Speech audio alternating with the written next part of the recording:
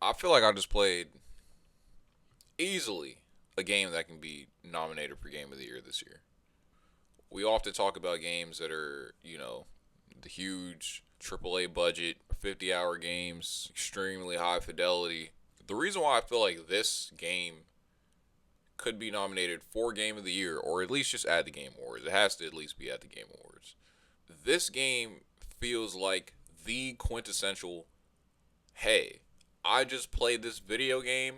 You are my friend or a family member or just a loved one in general, and I would like you to enjoy and experience something like this in the same way that I just did. That's what I get from this game at all levels. Just everything about it. It makes you say, man, this is an experience that I need someone else to have. I need someone else to be at dusk with two other friends on top of a dinosaur, just randomly in the desert, just strolling around. I need someone else to experience the booze chase of Superbad, where it's you and your two homies and you're scheming, trying to get to it, trying to figure out where the booze are and how you're gonna get them. It's you and your homies on the skateboard, cruising around, and then stopping in random areas, just loitering because you're bored and don't know what else to do, but you're still just enjoying each other's company and presence. It's certain areas and just pockets of fantastical stuff going on that makes you say, it just makes you feel something. It makes you feel, I want to say like no game has ever made me feel, but sometimes it did. Honestly, like I played Annapurna game before. I played What Remains of Edith Finch actually probably 2 months ago for the first time. This is a game that came out I believe in 2013, and I played that game for the first time 2 months ago and was like, this game is doing things that I've never experienced. And then ironically, they have the game come out 2 months later, and now I'm playing this and I'm like, this game is giving me all of that, but at an even grander scale, and feels like more inclusive to just casual gamers. I feel like as far as these stories go, like with the story in Edith Finch, it was more of a darker undertone, a darker story that was going on. This one's a little more lighthearted, a little more humorous, a lot more characters, more performances that can just latch on to that casual person that's just passing by through the gaming world, through the gaming sphere, and say, what is that? It looks pretty interesting. Heart of it is the music. There's a lot of things going on with the music that, for me personally, I didn't know a lot of these songs coming into it. And I knew that this being, the crux of what's going on, that me appreciating the songs and appreciating the music, I felt like is going to be, you know, a real important part of it. And I did. I did. These dudes got taste. These dudes got taste. The songs that they're playing, I honestly already went to the Spotify. I already went to search up the mixtape game Spotify playlist. Started adding them all in. Like the way that they curate this, the moods. Stacy Rockford, she's a character that you just immediately you're in. You're in. Once characters get you in like that, and it's not even necessarily specific things. I feel like the biggest thing between her, Slater, and Cassandra is they get you in collectively as a trio. Where they're just the small little things that they say. Like within the first 5 minutes of the game, you're on a skateboard and you're skating by, and they're just doing this thing where they're like, every time there's a car, they're like, car, car, and they're all just screaming car, and they're doing it in like funny ways, but it's like you feel that. You feel that. Like that's not necessarily certain things that every game would have. They're around each other, they're just making small little noises, grunts. There's a time where I think Cassandra's explaining like a dream that she has, and she's like, "Yeah, you're in my dream," and then Stacy's immediately like, "Were we doing it?" It's like, "Did we do it?" And it's just like this goofy little banter that they have with each other. Where you're like, "Man, I feel like I'm a part of this group. I feel like I'm a part of this camaraderie from day one." And then when things start to go from you know, the realistic dimension of what's happening, and then switch into the the surrealness where it just starts to everything starts to get super crazy and loony toony, and Disney World magic starts making its appearance all in the story, like that stuff feels great to play through because they have the perfect, it's like the perfect balance of playing through it while experiencing it so that you're not, because certain times or certain games will be playing through one of those types of scenes where they want to have you be a part of the interaction of what's going on with the spectacle, but then they're giving you too much buttons, and then it gets difficult, and then it kind of takes away from it. It's like they just have the perfect amount of balance of like, hey, we're gonna have you do things, but we're not gonna have you do too much that we're taking away from what we're putting on the screen for you to watch and see. And I feel like that is, it's just a great balance that they have going on there. They really know what they're cooking up as far as that stuff goes. And then the feelings, like the way that this game talks about like characters, like legendary characters. The Cole character, the girl who's like throwing the party. I forgot her first name. Something Cole. But the way that they're talking about her throwing these parties or throwing this huge party, like you instantly know, like it's not anything new. Obviously, movies and coming of age stories in the past have all discussed, you know, it's the party. It's the party that everyone's gonna go to. This is a big deal. Everyone knows about it. This is the biggest thing. It's the last day. It's the last party of our lives or of our high school lives before we all go out into the real world and experience things. And the way they go about it, it's all this. Like it's the entire game. It's the entire game. So you understand the stakes from the beginning of everything. That's all the little small little missions and interactions and stories that are happening leading up to that. It all comes down to that. So and it gives you just this sense of like, man, like that was the scope when you were younger, where something as small as you may look at something as small as minute now is like, oh, there's a party this Friday or Saturday, and that's just whatever. But yeah, back then at the time, like that was the final boss. That was the final mission in the game was like, man, we're gonna do everything we're doing right now for these days or weeks or whatever it is, or just the day. Like we even talk about the game being mixtape and incorporating stories. I think like it's such a brilliant idea to have Stacy basically sequencing out a playlist to essentially be the agenda of the day leading up to the party. That's crazy. That's so crazy. Like it's not only something that you wouldn't necessarily do that with your friends where you're like, we're gonna play every single song from here all the way up to the party, but it is like you do want to have, hey man, we're gonna have this mood. Then we're gonna go to the store and we're gonna grab some stuff from Walmart or Target or whatever, and then we're gonna play this song on the way there, and then we're gonna have a funny moment at Target, and then we're gonna go back to the house or whatever, and we're gonna play this song on the way back, and it's just the pregame to the pregame to the pregame to the pregame to the game. Like that's something that it's just these small things that aren't necessarily brought up.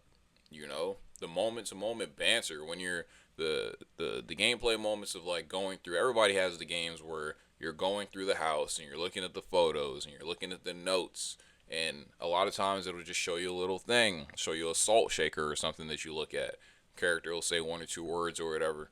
But with these three, like it's unlocking so many, nuggets of dialogue where you're already invested within the trio, you're already invested within the group, and then they just add on more things to it, where it's like it doesn't just feel like random things that you're expanding upon by pressing square on PlayStation, X on Xbox, but it's stuff where you're like, man, I'm glad that I did that extra thing of dialogue because that is a super interesting thing about that one thing that happened at the party 3 weeks ago. And it's like those things really add up over time and really get you to buy into these characters in a great way. So me personally, I grew up in South Florida, right? I grew up in South Florida. Not really too much of a foresty travel around, and there's the abandoned this deep in the woods somewhere, and we're all gonna join at a bonfire somewhere for a party. Like it wasn't really a lot of that going on for me personally.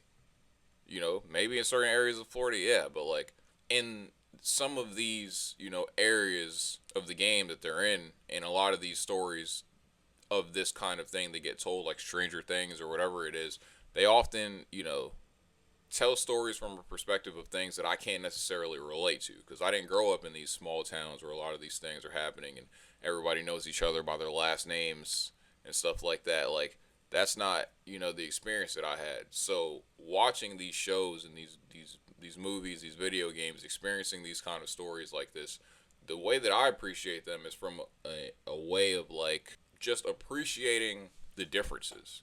I really appreciate the differences. I appreciate the small things of you see a cop car and you already know like, oh, it's that one cop that I know. Your best friend's dad is the cop. Like I think like that was pretty cool. Something that really got me, the dynamic between Slater and Stacy, where Stacy basically is like a music selector, right? I forgot the proper term for it, but she essentially is the one that chooses difference, or she wants to be the one that's choosing songs to be put together and curated in certain lists. She wants to go to New York to meet a certain person and hand them her mixtape, and then she'll eventually, make the big time through doing that. But the thing is that she's obviously, she obviously loves her friends and she doesn't want to leave them, and it's very emotional for both of them. And obviously, she's gonna go to an area in New York where she's never been to, and it can be, an anxiety-inducing experience to be in unfamiliar territory and you're around a bunch of people that you don't know and stuff like that. She doesn't have that familiarity from back home, so she was like, man, she's telling Slater because Slater makes music, but obviously he holds it close to his chest and I don't want to say insecure about it, but like he's not too sure about just showing everybody his music. He wants to like keep it to himself and keep it private. And she's like, man, I really want to hear some of the music. And he's not budging. He doesn't want to tell her or he doesn't want to show her the music because, like I said, he just wants to keep it to himself. But she then says, like, you don't know how much it would mean to me if in this area, this new area that I'm going to in New York where I don't have anybody around me, you don't know how much it would mean to me if just having you with me through, even if I'm just listening to a song of you, like having you with me will be, it will do wonders for me as far as just like being able to stay confident and knowing that I'm okay. And you can see Slater like look in that moment. He's like, man, you can see Slater just look in that moment where he's just like, man, I, that hit me, bro. That hit me. That really hit me because I've felt like that in a way where I've had the idea. Well, I've made music, but not even in the sense of like, oh, I want to be the biggest musician there is or anything like that. But it was purely out of the sense of like, man, I want to make music of me talking about things in a way that gives me confidence.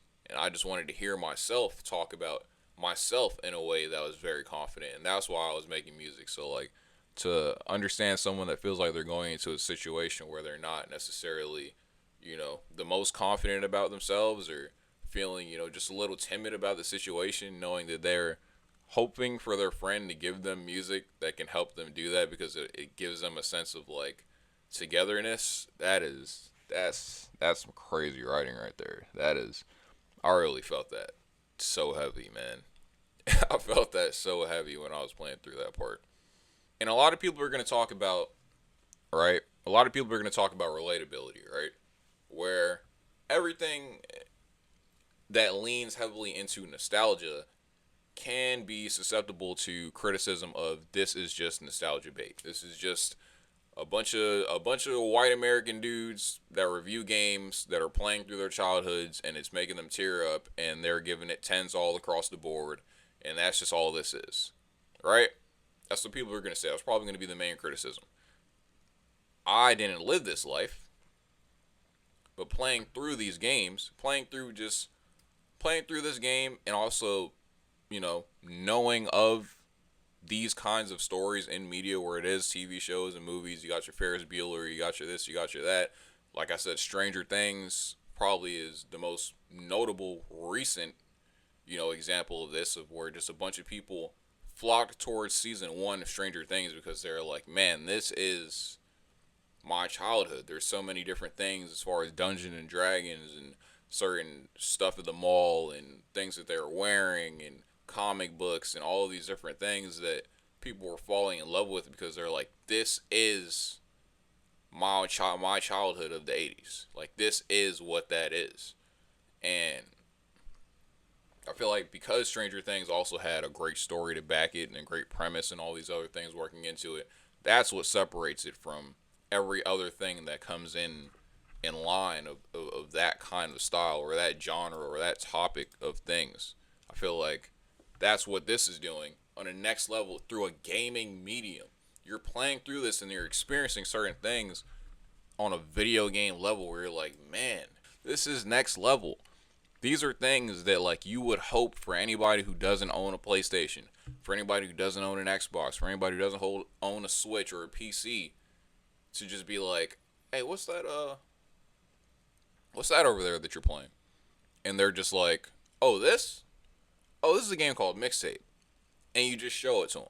And you just sit back and you watch like the curiosity build, and they're experiencing this scene, and then they're skating, and then next thing you know, they're flying, and then they're doing a 6-button combo to complete a handshake that between their friend, and they're like, man, this is what video games are like now. Like, yes, this is what video games are like now in 2026, and going forward, many more will be just like this, and hopefully just as good. That's what I think this game is gonna do in spades, and it's at $20. Like, we're not even asking for much. It's 4 hours, 3-4 hours. Like, this has to, I potentially think this will be, I don't know the numbers, but this is going to be a game that is going to be recommended through word of mouth.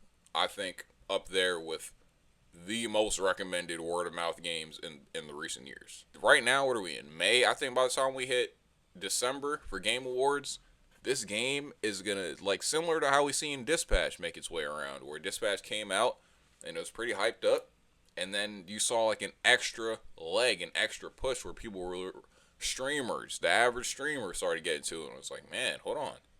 Like, I think Mixtape has the ability to really get out there. I don't know how huge, but I think as far as just the simple act of enjoying a video game and telling your friend about a video game to play a video game, we're not talking about, the Fortnites. We're not talking about, Last of Us, super triple quadruple A budget. We're talking about the in between that, where it's just it feels so personal to you after you experience it, where you're like, man, I truly believe that I can recommend this to anyone. Like, I feel like I can recommend this to anybody to play. I feel like that's what's going to happen. I feel like we're going to see that very soon. We're going to see this. This is going to hit a stratosphere that nobody expected. I think so.